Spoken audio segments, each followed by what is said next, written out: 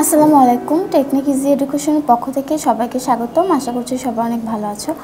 আজকের পর্বে আমরা Rajshahi board, Cumilla board, Chattogram board এবং বরিশাল বোর্ডে চলে আসা 2018 সালের এই প্রশ্নটি সলভ করব। যেহেতু অনেকগুলো বোর্ডে একই কোশ্চেন আসছে, তার মানে এটা তুলনামূলকভাবে অনেক ইম্পর্টেন্ট একটা কোশ্চেন। আচ্ছা, ক নম্বর প্রশ্ন এখানে হচ্ছে মেজারিং সিলিন্ডার কি?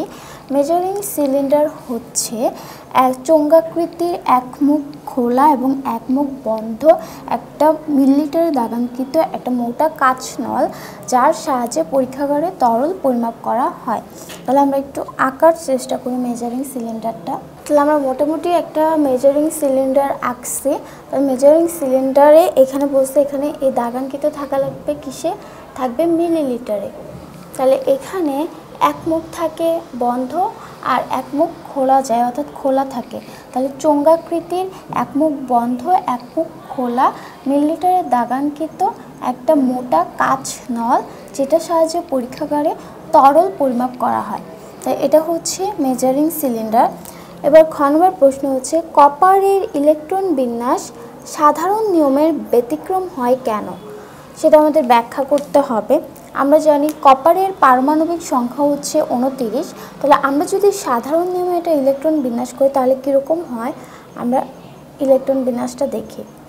কপারের পারমাণবিক সংখ্যা 29, 1s2, 2s2, 2p6, 3s2, 3p6, 3d9, 4s2। Normally দেখা যায় আমরা যদি ইলেকট্রন বিন্যাস করি কপারে, তাহলে ইলেকট্রন বিন্যাসটা এরকম হয় সাধারণ নিয়মের ক্ষেত্রে।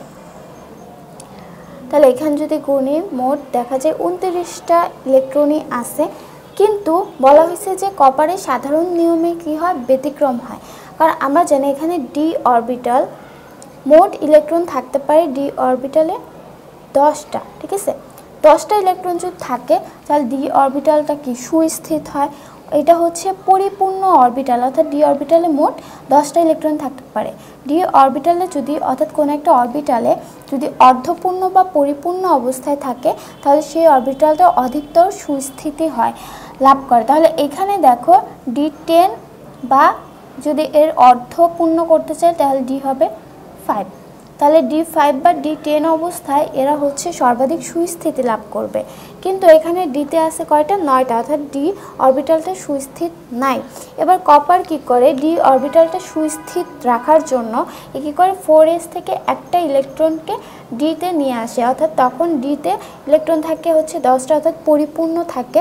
আমরা বলেই দিচ্ছি আগে অর্ধপূর্ণ বা পরিপূর্ণ অরবিটালটা অধিক সুস্থিত লাভ করে। তাহলে কপারটা সুস্থিত লাভ করার জন্য তাদের এই নিয়মের একটু ব্যতিক্রম হবে সাধারণ নিয়মের। তখন তাহলে আমরা এই ইলেকট্রন বিন্যাসটা কীরকম হয় সেটা আমরা একটু দেখি।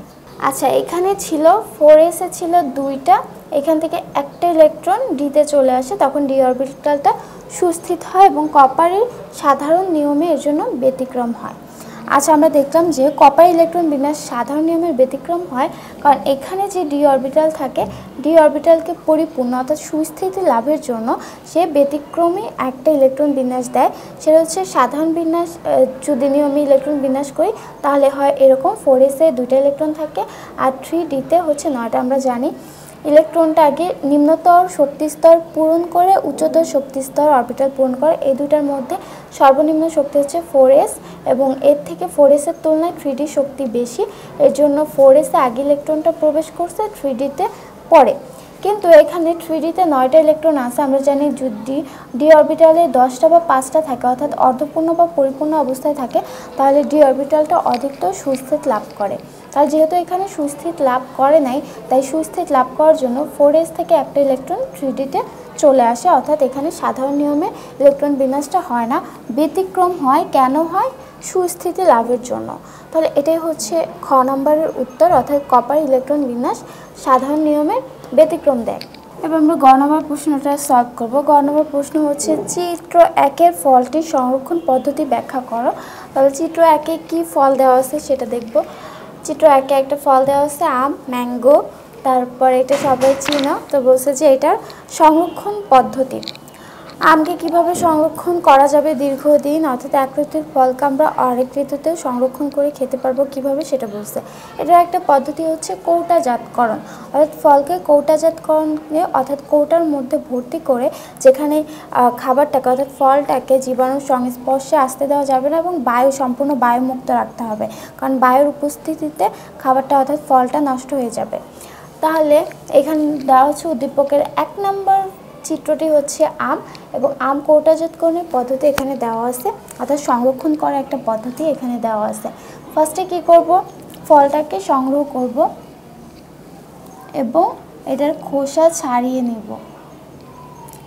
দ্বিতীয় পদ্ধতি হচ্ছে কি, সবগুলো একটা নির্দিষ্ট প্যাটার্ন অর্থাৎ নির্দিষ্ট সাইজে কেটে নিব, টুকরা টুকরা করে নেব। দেন হচ্ছে এখানে কৌটায়, যে কৌটার মধ্যে আমি ফলটাকে ঢুকাবো সেই কৌটার মধ্যে টুকরাগুলোকে, ফলের যে টুকরা করেছি সেগুলোকে ভর্তি করব।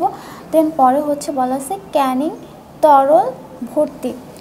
সো এখানে আমাদের যে আমটা ছিল কৌটার মধ্যে, এখানে একটা নির্দিষ্ট দ্রবণের মধ্যে ডুবানো হয়। কি দ্রবণ? 30 থেকে 40% একটা চিনির দ্রবণ এবং 0.25% একটা অ্যাসিড দেওয়া হয়, সাইট্রিক অ্যাসিড। এই সাইট্রিক অ্যাসিড এবং চিনির দ্রবণের মধ্যে এই আমটাকে কী করবে, দ্রবীভূত করে রাখা হবে। দেন পরেরটা হচ্ছে এক্সস্টিং, সিলিং এবং রিটর্টিং। এক্সস্টিং মানে আমরা আগেই বলেছি যে সম্পূর্ণ ফলটিকে বায়ুমুক্ত রাখতে হবে। সো এক্সস্টিংয়ে একটা নির্দিষ্ট টেম্পারেচার দেওয়া হয়। এখানে দেওয়া আছে পানি স্ফুটন বাত পদ্ধতিতে কৌটা এবং কৌটার মধ্যে সমস্ত বায়ুকে বের করে দেওয়া হবে এক্সস্টিং। সেই পদ্ধতিতে হচ্ছে এক্সস্টিং। এখানে একটা নির্দিষ্ট টেম্পারেচার দিবে, কারণ অতিরিক্ত টেম্পারেচারে বায়ুটা বের হয়ে যায় এবং কোনো ব্যাকটেরিয়াও বাঁচতে পারে না। তাহলে খাদ্যবস্তুকে কোনো ব্যাকটেরিয়া আক্রমণ করতে পারবে না, তাহলে খাদ্যবস্তুটা দীর্ঘদিন সুরক্ষিত অবস্থায় থাকবে। তাহলে এখানে 80 ডিগ্রি সেলসিয়াস তাপমাত্রায় সমস্ত বায়ুকে বের করে দেওয়া হয়। তারপর এই যে যাতে বায়ু আবার নতুন করে ভিতরে প্রবেশ করতে না পারে, এর জন্য ঢাকনাটা ভালো করে লাগানো হয়, সেটাকে আমরা বলি সিল করে দেওয়া বা সিলিং। এটা হচ্ছে সিলিং। তারপরে আছে রিটোর্টিং। এবার ফলযুক্ত অর্থাৎ ফল ভর্তি যে কৌটাটা আছে সেইটাকে ব্যাকটেরিয়া স্পোর মুক্ত করার জন্য 100 ডিগ্রি সেলসিয়াস তাপমাত্রা এবং 20 থেকে 30 মিনিট কৌটাটাকে একটি ফুটন্ত পানির ভিতরে দিয়ে রিটোর্টিং অর্থাৎ নির্জীবীকরণ করা হবে। এতে ব্যাকটেরিয়া স্পোরগুলো সব মরে যাব। অর্থাৎ ধরো একটা পানিকে, ধরো এটা একটা কৌটা, নর্মালি ধরো কৌটা তো হয় নাই, সেখানে আছে কি ভিতরে কি আছে, আমের টুকরা আছে। সো টুকরাগুলোকে কি করছে, এখানে কত ডিগ্রি টেম্পারেচার দেওয়া হবে, এখানে 100 ডিগ্রি সেলসিয়াস তাপমাত্রায় এখানে 20 থেকে 30 মিনিট উত্তপ্ত করা হবে এই ফলসহ পুরো কৌটাটাকে। উত্তপ্ত করে যে ব্যাকটেরিয়া স্পোরগুলোকে বিনষ্ট করা হয়, এটাই হচ্ছে রিটোর্টিং প্রক্রিয়া। তারপর লাস্টে আছে লেবেলিং। যে কৌটাটাকে এবার গরম ছিল, কারণ এখানে একটা টেম্পারেচার দেওয়া ছিল 100 ডিগ্রি সেলসিয়াস। সো এবার এই কৌটাটাকে ঠান্ডা করা হবে। ঠান্ডা করে এখানে এর গায়ে কি ফল আমরা সংগ্রহ করেছি এবং এগুলো লিখে আবার কোন তারিখে আমরা এই ফলটাকে কৌটাজাতকরণ করেছি তারিখ দিয়ে লেবেলিং করা হবে। লেবেলিং করে তারপর কৌটাজাতকরণ করার পদ্ধতিটা এখানে শেষ হবে, অর্থাৎ ফলটা দীর্ঘদিন সংরক্ষিত হবে। একটা সুরক্ষিত জায়গায় আমরা এই কৌটাটাকে রেখে দিয়ে দীর্ঘদিন খেতে পারবো। এটাই হচ্ছে তোমার আম কৌটাজাতকরণ পদ্ধতি, অর্থাৎ ফলের সংরক্ষণ পদ্ধতি। তাহলে এটাকে আমরা একটু রিভিউ করি। চিত্র 1 অর্থাৎ চিত্র 1 আছে আম। এই ফলটির সংরক্ষণ পদ্ধতি একটা ছিল কি, কৌটাজাতকরণ। প্রথমে কি করব, ফলকে সংগ্রহ করব এবং খোসা ছাড়িয়ে নিব, ভালোভাবে ধুয়ে খোসা ছাড়িয়ে নিব।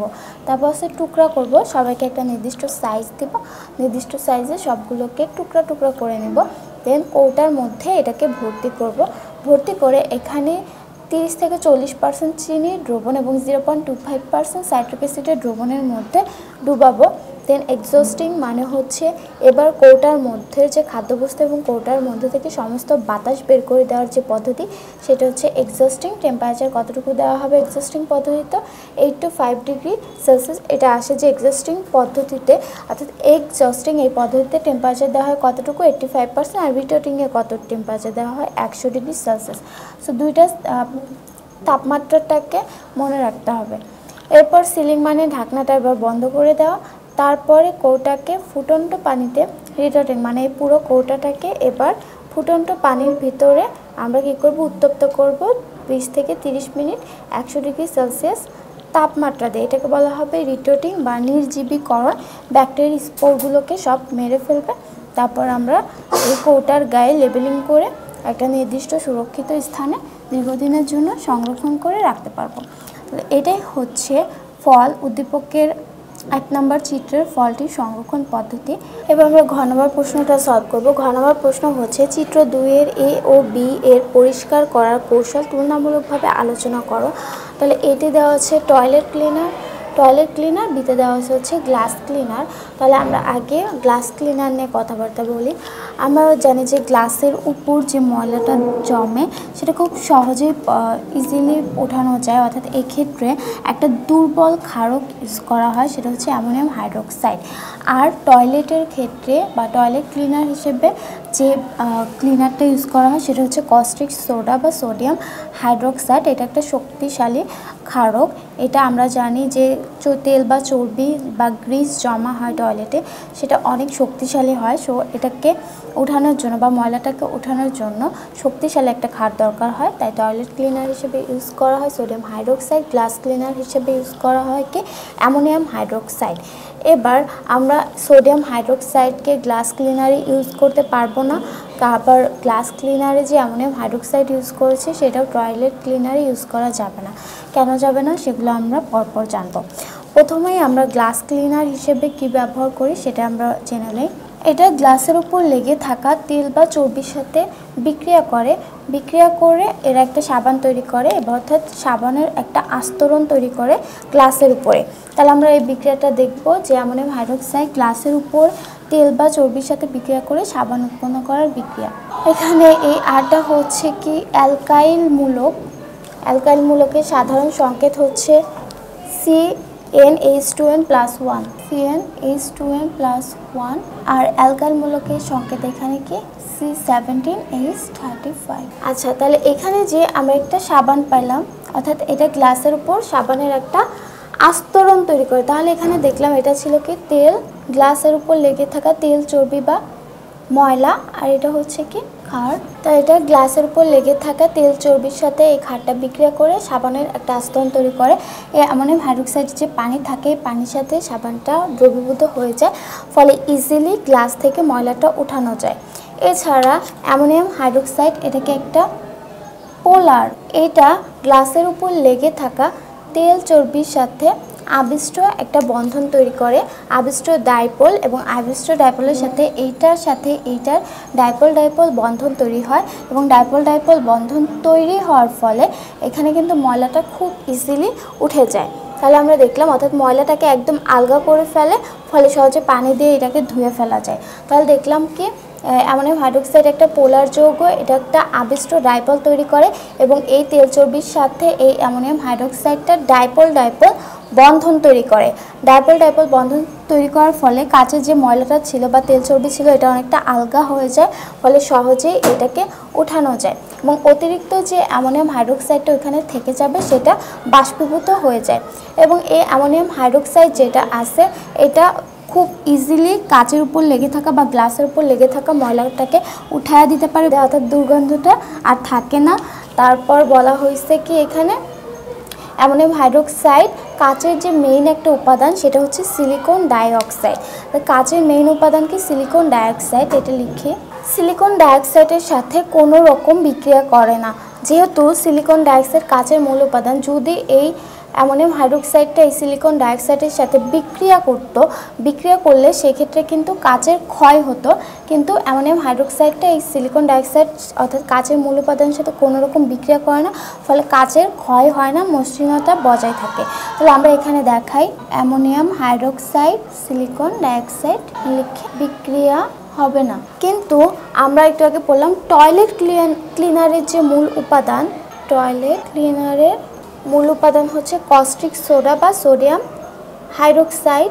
এটা একটা কি শক্তিশালী ক্ষার, তীব্র বা শক্তিশালী ক্ষার। আমি যদি এই গ্লাস ক্লিনার হিসেবে এইটা ইউজ করি। এটা যেহেতু তীব্র ক্ষার, এটা কি করে ক্ষয়কারী পদার্থ, এটা ক্ষয় করে দেয়, অর্থাৎ কাচের যে মূল উপাদান সিলিকন ডাইঅক্সাইড এটার সাথে বিক্রিয়া করে সোডিয়াম সিলিকেট উৎপন্ন করে কাচের ক্ষয় করে এবং কাচের ছিদ্র অর্থাৎ ছিদ্র তৈরি হয়, অর্থাৎ মসৃণতা বজায় থাকে না।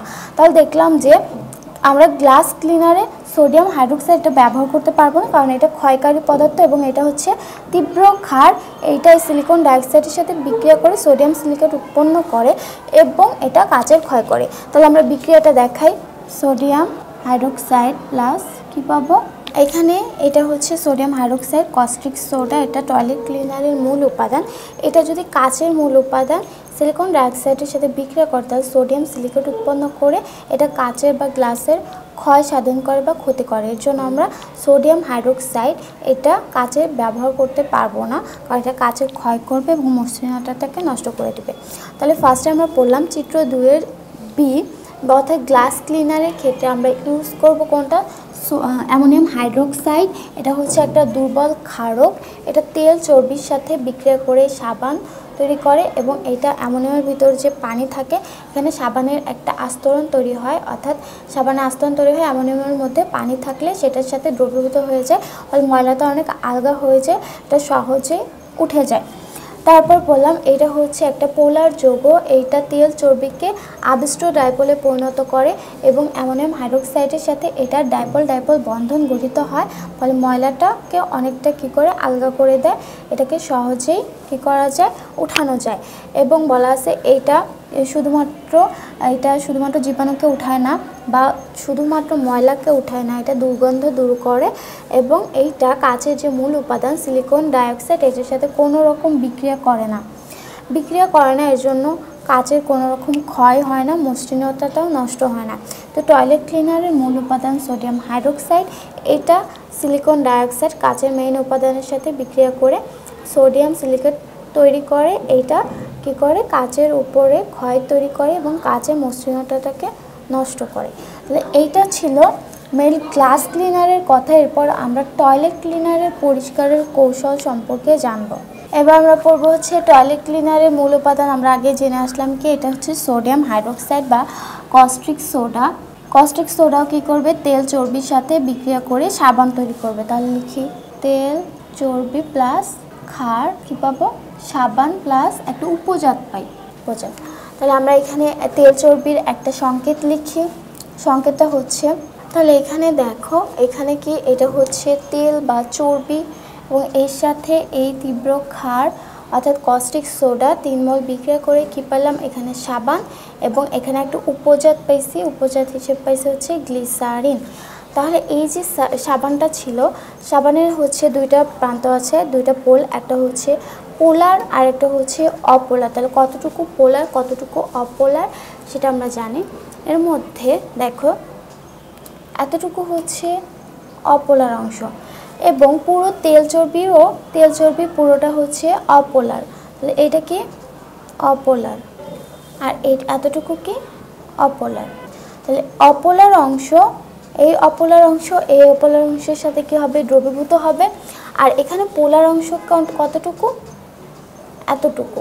দেখো তো এখানে আমরা দুইটা আয়ন পাই নাকি, এনে দুইটা আয়ন, একটা হচ্ছে C+O- আর একটা হচ্ছে সোডিয়াম প্লাস। এটা কি করবে, এটা পানির সাথে দ্রবীভূত হবে। যেমন হচ্ছে পানি, আমরা জানি পানির দুইটা পোল, একটা হচ্ছে ধনাত্মক হাইড্রোজেন প্লাস আর একটা হচ্ছে OH-। তাহলে এই প্লাসটা কি করবে, এই মাইনাসের সাথে এবং এই যে মাইনাসটা ছিল এই প্লাসের সাথে কি হবে, বিক্রিয়া করবে বা দ্রবীভূত হয়ে যাবে। তাহলে পানির সাথে দ্রবীভূত হবে এই পোলার অংশের সাথে, আর অপোলার অংশের সাথে কি হয়ে যাবে, দ্রবীভূত হয়ে যাবে। তাহলে আমরা দেখি এটা হচ্ছে তেল বা চর্বির সাথে এই সোডিয়াম হাইড্রোক্সাইড যেটা আসে সেটা বিক্রিয়া করে সাবান উৎপন্ন করে, অর্থাৎ টয়লেটের উপর যে কমর থাকে সেটার উপর সাবানের একটি স্তর তৈরি করে। এখানে যে অ্যালকাইলমূলক যে অপোলার অংশটুকু আছে এটা তেল চর্বির অপোলার অংশের সাথে দ্রবীভূত হয়ে যাবে আর এখানে যে পোলার অংশটা ছিল এইটা এতটুকু পোলার, এবং এটা হচ্ছে পানি হচ্ছে পোলার, পোলার অংশের সাথে পোলার অংশ দ্রবীভূত হয়ে যাবে এবং এখানে কি হবে, সাবানের একটা আস্তরণ তৈরি হবে। অর্থাৎ আমরা যদি টয়লেট ক্লিনারটা ছড়িয়ে দেই, টয়লেট ক্লিনারটা কমোডের উপর যখন ছড়িয়ে দিব তখন খুব ইজিলি এটা হচ্ছে কমোড থেকে ময়লাটা খুব ইজিলি উঠে আলাদা হয়ে যাবে, অর্থাৎ টাইলস থেকে এটা একদম আলাদা হয়ে ময়লাটা উঠে যায়। এখন আমরা বলছিলাম কি যে সোডিয়াম হাইড্রোক্সাইড গ্লাস ক্লিনারে ইউজ করা যাবে না। তীব্র যে তেল চর্বি, খুবই শক্তিশালী তেল চর্বি জমে টয়লেট ক্লিনারে এবং সেখানে ইউজ করতে হবে একটা শক্তিশালী ক্ষার, কিন্তু গ্লাস ক্লিনারে ইউজ করছিলাম আমরা একটা দুর্বল ক্ষার।